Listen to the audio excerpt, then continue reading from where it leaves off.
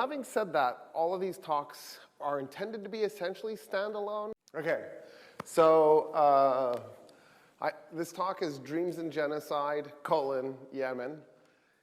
It is actually part 4 of a series that we started last year. What happened was the Austin School, the student club, asked me to do a series on the Middle East. And we ended up picking 4 states. Actually, technically it was 5, but we jettisoned one of them. We ended up with 4 states, Egypt, Iran, Iraq, and then Syria. And then last semester, when I got to the Syria talk, I couldn't do it. And it's because I have vicarious trauma. Apparently this is a real condition for people who study, who are in academia, who study this stuff from a distance, and all we're doing is reading accounts and then looking at pictures and video, and apparently your body reacts very similarly to if you were actually in the same situation.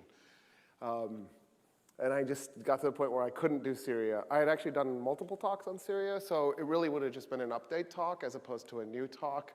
And so I jettisoned that talk.